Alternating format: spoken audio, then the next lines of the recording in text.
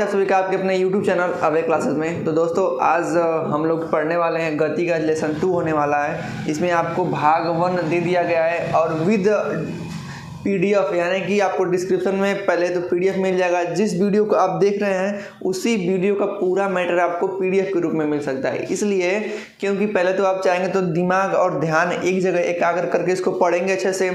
लिखने के लिए शॉर्ट स्क्रीन ले सकते हैं या फिर डिस्क्रिप्शन में आपको इस पूरे चीज़ का जितना बताया जाएगा उसका आपको PDF मिल जाएगा। और जैसे मान लीजिए आप भाग 2 देख रहे हैं तो भाग 1 का वीडियो आपको इसी डिस्क्रिप्शन के में लिंक मिल जाएगा।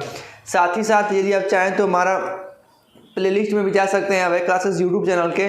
उसमें प्लेलिस्ट वाइज आपको कक्षा 9th का, 10th का, नवोदय विद्यालय का, यानी कि सबका मिल जाएगा। जो हमारे यहाँ पे कोचिंग में ऑफलाइन बैच चलता है वो पूरा आपको ऑनलाइन के माध्यम से सिखाया जा रहा है। तो चलिए आज की इस वीडियो को शानदार तरीके से शुरू करते हैं। आज हम लोग पढ़ने वाला है पहला वाला। जो लोग नहीं देखे होंगे देख लेंगे, डिस्क्रिप्शन में लिंक है।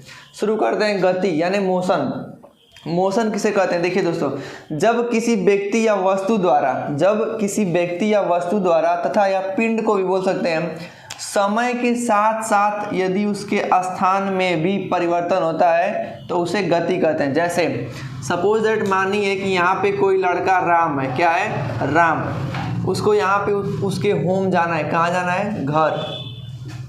ठीक, तो समय तो मान लीजिए अब समय तो रुकता नहीं है, समय आपका बीत रहा है और इसका स्थान A पे था और यहाँ पे B है, यहाँ पे C मान लीजिए, यहाँ पे D मान लीजिए, कुछ भी। तो यदि समय बीतता गया और यह अपना स्थान परिवर्तन कर दिया, यानी अपना स्थान बदलता गया, तो उस स्थिति में कहेंगे कि गति हो रही है। क्या? गति हो रही है। लेकिन अगर यह समय बीतता गया, यह स्थान नहीं बदला, तो इस समय कहेंगे कि गति शून्य है, यानी गति नहीं हो रही है। आई होप आप लोग अच्छे से समझ गए होंगे। अब जैसे देखिए गति के प्रकार को समझते हैं कि गति किस प्रकार से हो सकती है। ये जो राम लड़का है, क्या ये केवल सीधा ही चल सकता है, वृत्त में नहीं चल सकता है, कि क्या कर सकता है, समझते हैं। तो वृत्त जो गति होती है दोस्तों 3 प्रकार की होती है। कितने प्रकार की? 3 प्रकार की। पहला आपकी होती है ऋजु रेखीय गति, दूसरा होता है दोलन गति और तीसरा होता है वृत्तीय गति। तो नंबर 1 फर्स्ट जानते हैं कि ऋजु रेखीय गति क्या होता है। तो देखिए जब कोई वस्तु एक सरल रेखा में गति करे तो उसे क्या कहेंगे? ऋजु रेखीय गति। यह जो राम लड़का है अपने घर जाएगा तो सीधी रेखा में जाएगा, यानी ऋजु रेखीय गति करेगा। क्या करेगा? ऋजु रेखीय। वही में बात करें दोलन गति, तो दोलन गति ये होता है कि जब कोई वस्तु या पिंड, यानी विज्ञान की भाषा में हर एक चीज को हम पिंड मान लेते हैं। किसको? पिंड। तो जब कोई वस्तु या पिंड एक निश्चित बिंदु के इधर उधर, देखिए साफ नहीं दिख रहा होगा, इसको लिखे हैं इधर उधर गति करती है, तो ऐसी गति क्या कहते हैं? दोलन गति कहते हैं। इसका सबसे अच्छा उदाहरण देख सकते हैं यदि हमारे घर आपके पेंडुलम घड़ी होती है। क्या होती है? तो जैसे ही इसमें समय होता है तो हर समय ये क्या होती है? घंटा लगा होता है, ये घंटा इधर उधर गति करने लगता है। ठीक ना? सपोज दैट मान लीजिए, या फिर इसको भी देख सकते हैं, यदि एक खूंटी गाड़ के एक धागे से एक पिंड को लटका देंगे तो स्ट्रेट ये खड़ा रहेगा, लेकिन जैसे ही इसको इधर ला के छोड़ेंगे तो ये गति जो होता है यहाँ पर भी आएगा। ठीक, तो ये इसका एक निश्चित बिंदु तो यही है, रुकेगा तो यहीं पे रुकेगा ना। तो इसी बिंदु के देखो इधर भी गति करेगा और इसी बिंदु के इधर भी गति करेगा, तो इस प्रकार की गति को दोलन गति कहते हैं। जैसे हमारे घड़ी में की गति होती है पेंडुलम की गति, ये दोलन गति कहलाती है। बात करते हैं वृत्तीय गति। तो देखिए जब कोई वस्तु एक वक्र रेखा में गति करती है या जब कोई वस्तु एक वृत्त की परिधि पर बने मार्ग पे गति करती है तो इस प्रकार की गति को हम कहते हैं वृत्तीय गति। जैसे मान लीजिए यहाँ पे एक वृत्त की परिधि बना हुआ है, पार्क है। मान लीजिए ये एक पार्क है। क्या है? पार्क है। अब कोई लड़का राम यहाँ पे साइकिल से खड़ा है और इसने इसका एक चक्कर लगाया। क्या किया? एक चक्कर लगाया। तो अब यह जो राम है इसकी गति कैसी होगी? तो इसकी गति वृत्तीय गति होगी। ठीक है ना? तो आप लोग समझ गए होंगे कि ऋजु रेखीय गति मतलब जैसे ट्रेन की गति, बस की गति, रेलगाड़ी, बस, ट्रेन, ट्रक, ये सब कैसे चलते हैं? कैसे चलते हैं, तो रिजुरेखी गति में चलते हैं। दोलन गति की बात करें तो ये एक पेंडुलम की गति होती है, एक निश्चित बिंदु के इधर चलता है और उधर चलता है। कंफर्म है। आगे बात करते हैं वृत्तीय गति, यानी कोई चीज गोल गोल गति करता है। जैसे घड़ी की सुई कैसी गति करती है, सेकंड मिनट घंटा वाली, कैसी, तो वृत्तीय गति करते हैं। अब आइए समझते हैं स्पीड क्या होती है। गति में जब हम स्पीड को नहीं पढ़ेंगे तब तक नहीं आगे बढ़ सकते हैं। तो स्पीड यानी कि चाल, तो चाल बराबर क्या होता है, दूरी बटा के समय। इसकी परिभाषा देख सकते हैं आप, इसी से लगा सकते हैं अंदाजा कि दूरी और समय के अनुपात को चाल कहते हैं। तो चाल बराबर दूरी बटा में समय, चाल बराबर दूरी बटा में समय।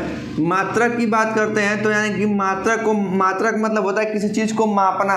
जैसे दूध होता है या पानी होता है तो उसको किस में मापते हैं, लीटर में। किस में, लीटर में। ऐसे ही दूरी को नापते हैं किलोमीटर में। तो चाल जो हम लोग का होगा किस में मापा जाता है, मीटर प्रति सेकेंड में। इसका मात्रक होता है मीटर प्रति सेकेंड।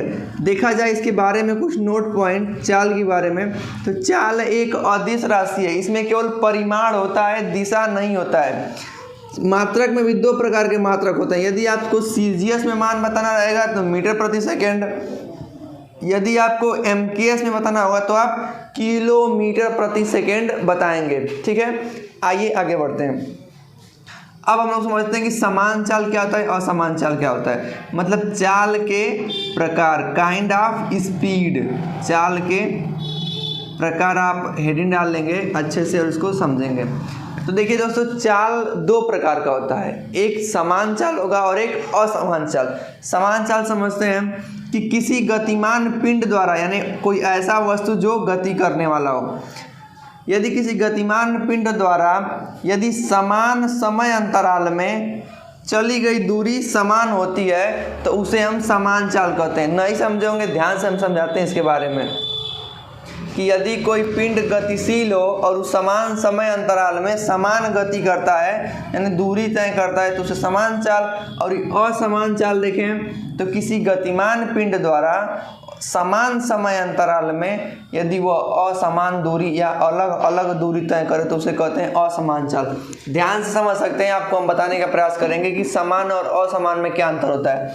सपोज दैट मानिए यह समान चाल आपको समझा रहे हैं, समान चाल। जैसे कोई लड़का ए है, इसने साइकिल चलाना शुरू किया, एक इसका घर ए है, फिर एक बिंदु बी है, बिंदु सी है, बिंदु डी है। जब इसने यहाँ से यहाँ तक 2 घंटा साइकिल चलाया तो ए से बी की दूरी 5 किलोमीटर दूरी तय किया, तो बी पे पहुँच गया। फिर बी से उसने शुरू किया, 2 घंटा चलाया तो सी पर पहुँच गया, तब भी उसने 5 किलोमीटर दूरी तय किया। सी पे था तो सी से शुरू किया, डी पे पहुंच गया, 2 घंटा साइकिल चलाया, तब भी फिर इसके बीच की दूरी 5 किलोमीटर पहुंच गया। यानी कि हम देख रहे हैं कि जितना शुरू में समय लगा उतना दूरी तय किया, फिर जितना समय फिर दूरी, फिर जितना समय फिर दूरी। मतलब समान समय अंतराल में वह समान दूरी तय कर रहा है। तो इस प्रकार की चाल को बोलेंगे समान चाल। अब जैसे यहीं पे अगर असमान चाल बात कर दें, असमान चाल बात करें तो असमान में ना समय समान रहेगा। समय समान मतलब कि समैया जो लगेगा ना वो एक समान जैसा होगा, 2 घंटा 2 घंटा 2 घंटा, लेकिन कबो कबो 3 किलोमीटर जाएगा। अब साइकिल चला रहा है, थक भी जाएगा तो कबो कबो 2 किलोमीटर जा सकता है और कभी कभी 1 किलोमीटर भी जा सकता है। तो हम लोग देखें कि समय 2 घंटा में एक बार 3 किलोमीटर गया, 2 घंटा में एक बार 2 किलोमीटर गया, 2 घंटा में एक बार 1 किलोमीटर गया। मतलब समान समय अंतराल में भिन्न भिन्न दूरी तय करें तो उसे असमान चाल कहते हैं। तो इस प्रकार से हम पूरे अच्छे प्रकार से देख लिए कि चाल के प्रकार क्या होते हैं। तो आई होप आपको ये वीडियो पसंद आया होगा, समझ में पूरा अच्छे प्रकार से आया होगा। यदि आपको इसका PDF चाहिए तो डिस्क्रिप्शन में लिंक है, जाके ले सकते हैं। वीडियो कैसा लगा कमेंट करके जरूर बताइए। वीडियो पसंद आने पर वीडियो को लाइक, चैनल को सब्सक्राइब। मिलते हैं नेक्स्ट वीडियो में। Thank you.